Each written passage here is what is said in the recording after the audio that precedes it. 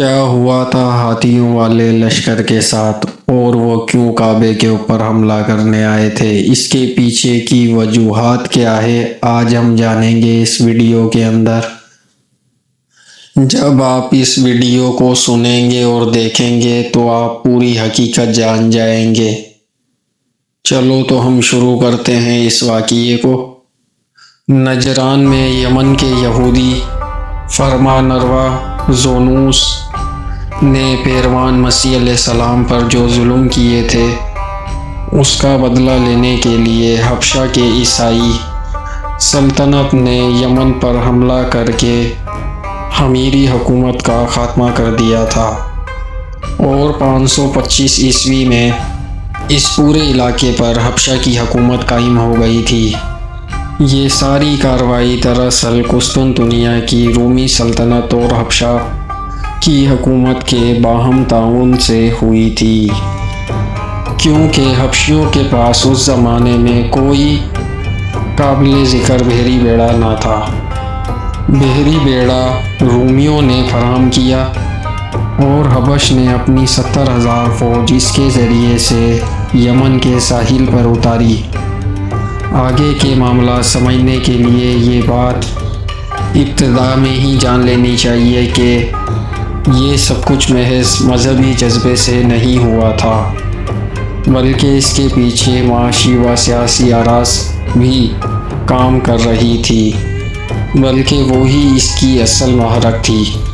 عیسائی مظلومین کا خون کا انتقام ایک بہانے سے زیادہ اور کچھ نہ تھا۔ رومی سلطنت جب سے مصر و شام پر قابض ہوئی تھی، اسی وقت سے اس کی کوششیں یہ تھی مشرقی افریقہ اور ہندوستان، انڈونیشیا اور دیگر ممالک میں جس تجارت کے اوپر صدیوں سے عرب قابض تھے، اسے عربوں کے قبضوں سے نکال کر اس کے اوپر خود قبضہ کرنا تھا، تاکہ اس کے سارے منافع ہم لوگوں کو ہی حاصل ہوں اور عرب تاجروں کا واسطہ بیچ میں سے ہٹ جائے۔ اس مقصد کے لیے 24 یا 25 قبل مسیح میں قیصر آگسٹس نے ایک بڑی فوج رومی جنرل ایلیس گارلوس کی قیادت میں عرب کے مغربی ساحل پر اتار دی تھی، تاکہ وہ اس بحری راستے پہ قابض ہو جائے جو جنوبی عرب سے شام کی طرف جاتا تھا۔ لیکن عرب کے شدید جغرافی حالات نے اس مہم کو ناکام کر دیا۔ اس کے بعد رومی اپنا جنگی بیڑا بحیرہ حمر میں لے آئے اور انہوں نے عربوں کی اس تجارت کو ختم کر دیا جو وہ سمندر کے راستے کرتے تھے، اور صرف بحری راستے ان کے لیے باقی رہ گئے۔ اس بحری راستے کو قبضے میں لینے کے لیے انہوں نے حبش کے عیسائی حکومت سے گٹھ جوڑ کر لیا اور بحری بیڑے سے ان کی مدد کر کے ان کو یمن پر قابض کر دیا۔ یمن پر جو حبشی فوج حملہ آور ہوئی تھی، اس کے متعلق عرب کے مورخین کے بیانات کچھ مختلف ہیں۔ حافظ ابن کثیر نے لکھا ہے کہ وہ 2 امیروں کی قیادت میں تھی، ایک آریات دوسرا ابراہہ، اور محمد اسحاق کی روایت ہے اس فوج کا لیڈر آریات تھا اور اس میں شامل ابراہہ تھا، لیکن آگے جا کر دونوں ایک ہی بات کے اوپر متفق ہو جاتے ہیں کہ آریات اور ابراہہ کی لڑائی ہو گئی تھی آپس میں، اور اس لڑائی میں آریات مارا گیا اور ابراہہ اس ملک پر قابض ہو گیا۔ پھر اس نے شاہ حبش کو اس بات کے اوپر راضی کر لیا کہ وہ اس کو یمن کے اوپر اپنا نائب مقرر کر دے۔ ابراہہ کے بارے میں آتا ہے کہ یہ شخص ایک یونانی تاجر کا غلام تھا جو اپنی ہوشیاری سے یمن پر قبضہ کرنے والی حبشی فوج میں بڑا اپنا اصل رسوخ قائم کر گیا۔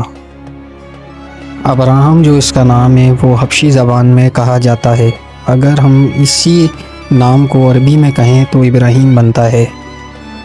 یہ شخص رفتہ رفتہ یمن کا خود مختار بادشاہ بن گیا، مگر برائے نام اس نے شاہ حبش کی اعلیٰ دستی تسلیم کر رکھی تھی اور اپنے آپ کو نائب بادشاہ لکھتا تھا۔ اس نے جو مقام حاصل کر لیا تھا اس کا اندازہ اس سے لگایا جا سکتا ہے کہ جب 543 عیسوی میں وہ صدم عرب کی مرمت سے فارغ ہوا تو اس نے ایک عظیم و شان جشن منایا، جس میں کیسر روم، شاہ ایران، شاہ ہیرا اور شاہ غسان کے سفیر شریک ہوئے۔ اس کا مکمل تبصرہ اس خطبے میں درج ہے جو اس نے صدم عرب پہ لگایا تھا۔ یہ خطبہ آج بھی موجود ہے اور گارلیز نے اس کو نقل کیا ہے۔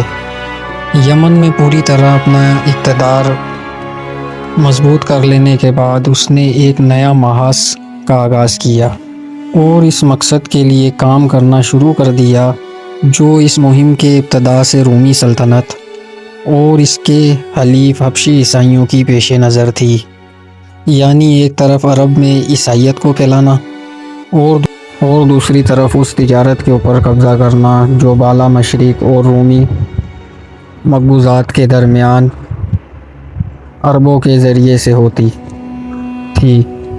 یہ ضرورت اس لیے بھی بڑھ گئی تھی کہ ایران کی ساسانی سلطنت کے ساتھ روم کی کشمکش اقتدار نے بالا مشرق سے رومی تجارت کے دوسرے راستے تمام بند کر دیے تھے۔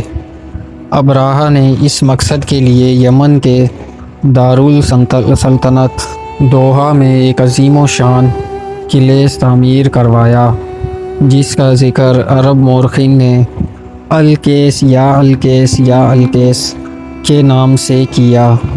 یہ یونانی زبان میں اس کا نام تھا۔ محمد بن اسحاق نے اپنی روایت میں لکھا ہے کہ اس کام کی تکمیل کے بعد اس نے شاہ حبش کو لکھا کہ میں عربوں کا حج کلیسا کی سائیڈ پہ موڑے بغیر نہیں موڑوں گا۔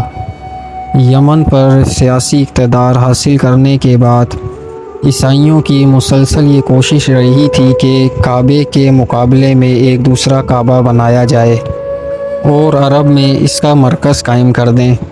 انہوں نے نجران میں بھی ایک کعبہ بنایا تھا۔ حافظ ابن کثیر نے لکھا ہے کہ اس نے یمن میں علل اپنے اس ارادے کا اظہار کیا اور اس کی منادی کرا دی۔ اس کی اس حرکت کا مقصد صرف اور صرف یہ تھا کہ وہ عرب کے لوگوں کو غصہ دلائے اور وہ کچھ ایسی حرکت کر بیٹھیں جس کی وجہ سے اس کو کعبے پہ حملہ کرنے کا موقع مل جائے اور اس کو گرانے کا موقع مل جائے۔ اور ایسا ہی ہوا۔ عرب کے کچھ نوجوانوں نے آپس میں مشورہ کر مقاتل بن سلیمان کی روایت ہے کہ قریش کے کچھ نوجوانوں نے مل کر جا کر کلیسا میں آگ لگا دی۔ جب ابراہ کے پاس یہ رپورٹ پہنچی کہ کعبے کے جو لوگ ہیں انہوں نے اس کلیسا کی توہین کی ہے تو اس نے قسم کھائی کہ میں اس وقت تک کے چین سے نہیں بیٹھوں گا جب تک کہ میں کعبے کو ڈھا نہ دوں، یعنی مسمار نہ کر دوں۔ 571 عیسوی کے بعد وہ 60,000 فوج اور 13 ہاتھیوں کے ساتھ مکے کی طرف روانہ ہوا۔ راستے میں پہلے یمن کے ایک سردار ذونوفر نے عرب کا ایک لشکر لے کر پہلے اس سے مذمت کی، مگر وہ شکست کھا کر گرفتار ہو گیا۔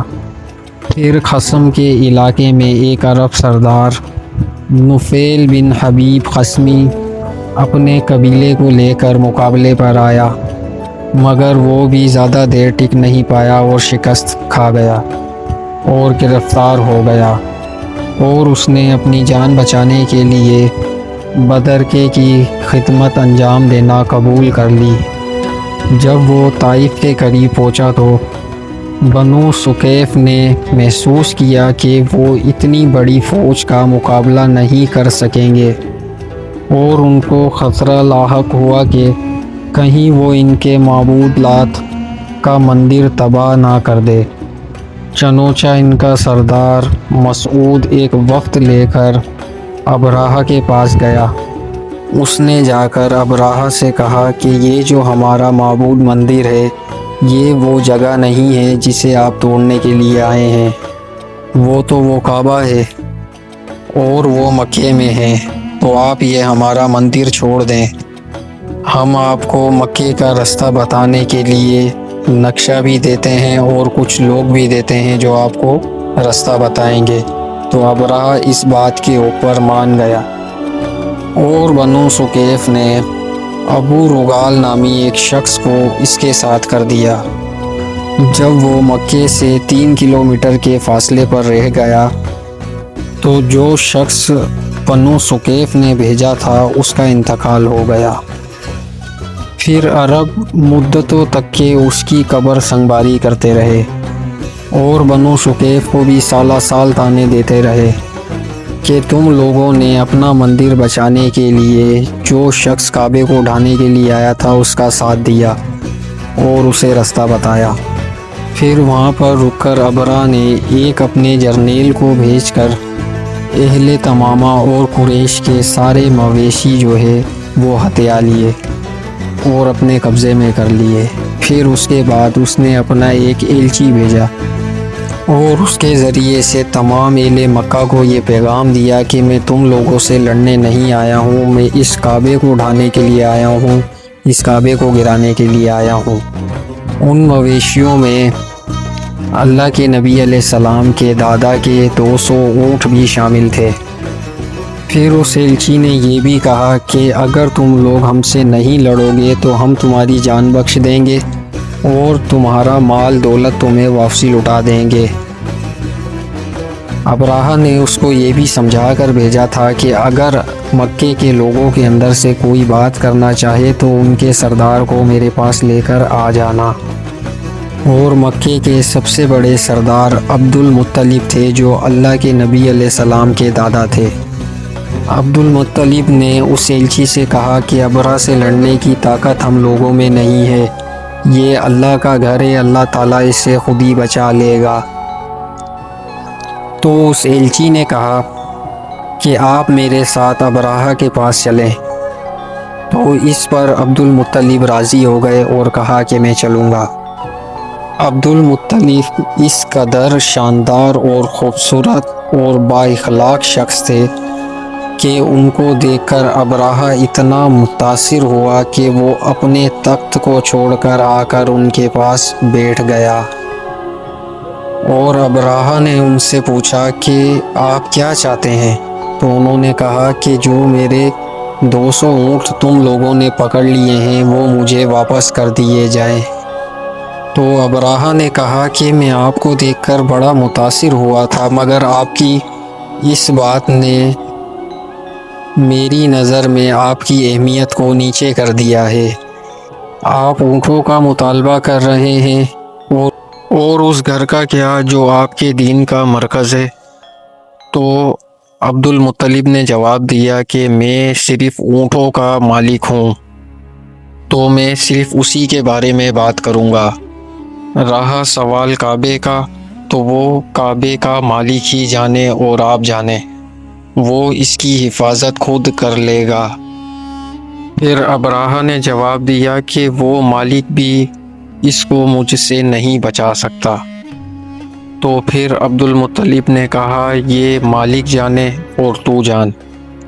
یہ کہہ کر عبد المطلب اس کے پاس سے اٹھ گئے اور واپس آنے لگے، تو ابرہہ نے ان کے اونٹ ان کو واپس دے دیے۔ مگر ابن عباس سے ایک روایت اور موجود ہے، لیکن اس روایت میں اونٹوں کے مطالبے کا کوئی ذکر نہیں ہے، باقی ساری بات یہی ہے۔ اس میں صرف تھوڑا سا بدلاؤ ہے، اس میں یہ ہے کہ جب عبد المطلب ابرہہ کے پاس گئے، انہوں نے جا کر اس سے کہا کہ آپ خود کیوں آئے ہیں؟ آپ ہمیں کہہ دیتے، ہم آپ کے پاس خود وہ چیزیں لے کر پہنچ جاتے جن کی آپ کو ضرورت ہے۔ تو اس نے کہا کہ مجھے اس گھر کی ضرورت ہے۔ تو انہوں نے کہا یہ امن کا گھر ہے۔ تو ابرہہ نے کہا کہ میں اس کا امن برباد کرنے کے لیے آیا ہوں، اس کا سکون برباد کرنے کے لیے آیا ہوں۔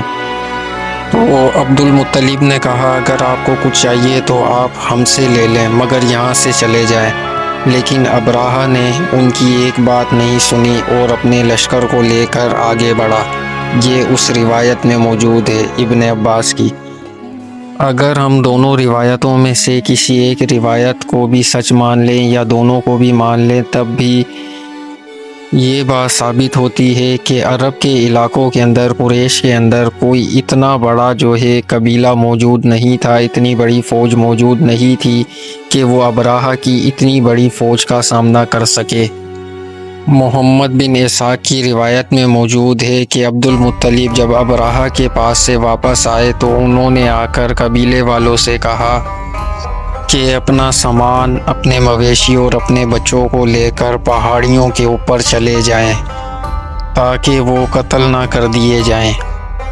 پھر وہ خود اور قریش کے چند سرداروں کو ساتھ لے کر کعبے کے اندر گئے اور اس کا دروازہ پکڑ کر انہوں نے دعا کی کہ اے اللہ اس گھر کی حفاظت کر اور اس گھر کے خادموں کی حفاظت کر۔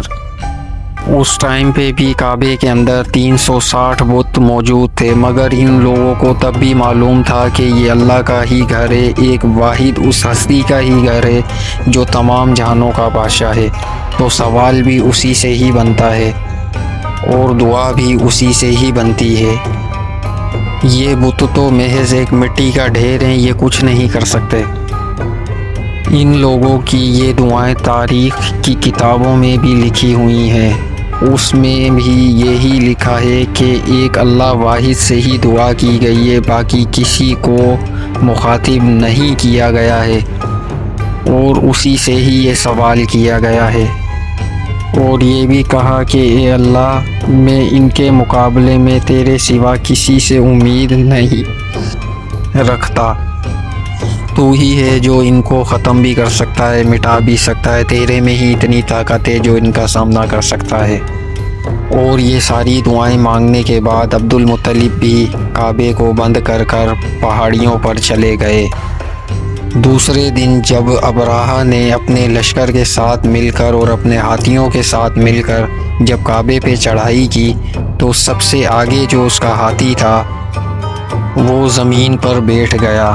انہوں نے اس کو بہت اٹھانے کی کوشش کی، اسے تیر بھی مارے، یہاں تک کہ اسے زخمی کر دیا۔ جب اسے شمال یا مشرق کی سائیڈ پہ چلایا جاتا تو وہ دوڑتا ہوا جاتا، جب اسے کعبے کی سائیڈ پہ لایا جاتا تو وہ بیٹھ جاتا اور اٹھنے کا نام نہیں لیتا۔ اتنی ہی دیر میں آسمان کے اوپر پرندوں کے جھنڈ آئے، جن کا ذکر سورہ فیل کے اندر موجود ہے۔ ان پرندوں کی چونچ کے اندر چھوٹے چھوٹے سے پتھر تھے اور ان کے پنجوں کے اندر چھوٹے چھوٹے سے پتھر تھے۔ انہوں نے وہ پتھر برسانا شروع کر دیے اس لشکر کے اوپر۔ ایک روایت میں آتا ہے کہ وہ پتھر جیسے ہی گرتے تھے ان کے اوپر، وہ ان کے جسم کے اندر گھس جاتے تھے اور آر پار ہو جاتے تھے اور چیچک کی طرح بن جاتے تھے، جیسے چیچک کے دانے انسان کو ہوتے ہیں اس طریقے سے ہو جاتے تھے۔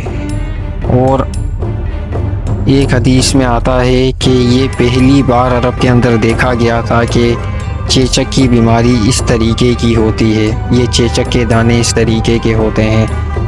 اور ابن عباس سے روایت ہے کہ جب وہ چھوٹی کنکریاں آ کر ان کے اوپر گرتیں اور یہ کھجاتے تو یہ اپنا پورا جسم ہی نوچ ڈالتے، اس طریقے سے یہ اپنے آپ کو کھجاتے تھے، جس کی وجہ سے ان کا جسم پگھل جاتا تھا۔ ابن عباس سے ایک روایت اور ہے کہ جہاں پر بھی یہ گرتا تھا وہاں سے خون اور پانی نکلنا شروع ہو جاتا تھا، اور جو ہے وہ حصہ جب بھی گرتا نیچے ادھر سے بھی پانی اور خون نکلنا شروع ہو جاتا۔ یہ خود ابراہہ کے ساتھ بھی ہوا۔ پھر اس لشکر نے یمن کی سائیڈ پہ بھاگنا شروع کر دیا اور مڑ کر بھاگنے لگے۔ نفیل بن حبیب کو جسے یہ قیدی بنا کر لے کر آئے تھے اسے یہ پکڑ کر کہنے لگے کہ ہمیں واپسی کا راستہ بتا، مگر اس نے بتانے سے انکار کر دیا۔ اور کچھ روایت میں یہ آتا ہے کہ آدھے لوگ وہیں مرے اور آدھے لوگ بھگدڑ میں مر گئے کہ بھاگتے بھاگتے گر کر مر گئے، اور ابراہہ بھی وہاں نہیں مرا تھا، وہ خشم میں جا کر مر گیا تھا۔ اللہ تعالیٰ نے حبشیوں کو صرف یہی سزا نہیں دی، اس کے علاوہ حبشیوں کا اقتدار یمن کے اندر سے 3-4 سال میں بالکل ختم بھی کروا دیا۔ یہ 575 عیسوی میں ہوا۔ تو یہ سچی اور حقیقت تاریخ ہے جو میں نے آپ سے بیان کی ہے، تفسیر قرآن سے، ابن کثیر سے، محمد بن اسحاق سے اور ابن عباس سے۔ تو یہ سب کچھ ہوا ہاتھیوں والی فوج کے ساتھ، اور جو ان کا مقصد تھا اس کو اللہ تعالیٰ نے ناکام بنا دیا۔ اس طریقے سے اللہ تعالیٰ نے اپنے گھر کی حفاظت کی۔ اگر ہماری انفارمیشن آپ کو اچھی لگی ہو تو ویڈیو کو ایک لائک کر دیں اور اپنے دوستوں کے ساتھ اس ویڈیو کو شیئر کر دیں، اور ہماری سپورٹ کے لیے ہمارے چینل کو سبسکرائب کر لیں تاکہ ہر آنے والی انفارمیشن ویڈیو آپ تک کے پہنچ سکے۔